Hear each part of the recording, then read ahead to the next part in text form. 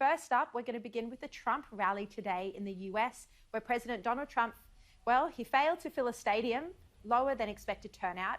6 staffers were tested positive for COVID-19. There was a bit of a clash, we're hearing, Miranda, with Black Lives Matter supporters. What happened?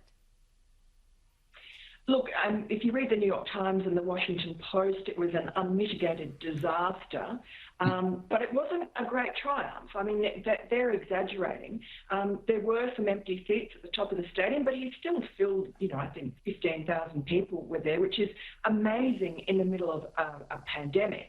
I do think it was kind of irresponsible of him to have an indoor rally, but the fact that so many people turned out is, I guess, a testament to his pulling power, particularly at a time when there was a threat of a lot of protests were going to be violent outside.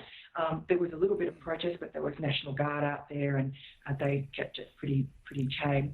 But look, ultimately, I felt that Trump was rather flat. I mean, I wasn't there, but I watched it live, and I felt that he didn't have compelling attack lines against Joe Biden, which I was surprised about. He had the same script, the same patter, pretty much as he had before the pandemic.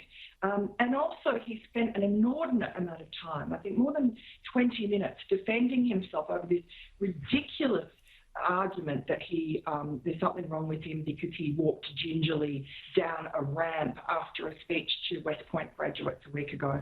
That seems to have really gotten under his skin. And so he just went on and on and on about it. And it wasn't even particularly funny. Sometimes he does these riffs and they're just excuses for a comic routine.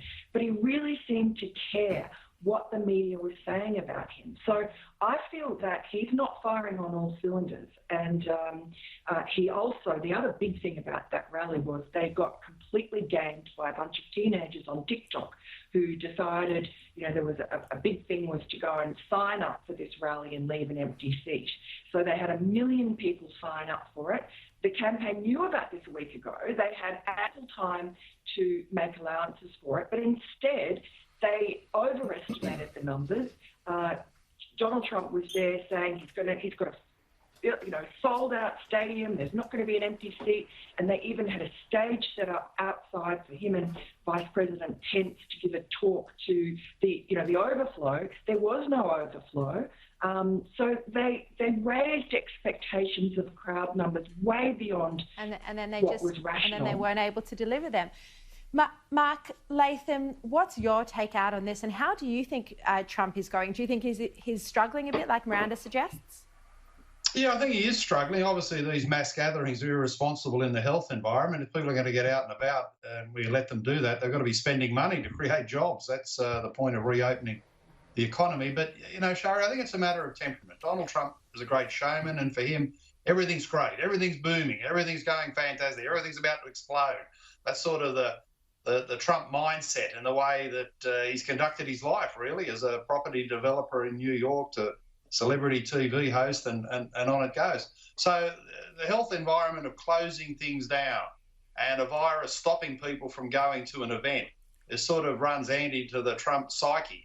And for that reason, politically, this is the flat point in his presidency, the flat point in his campaign.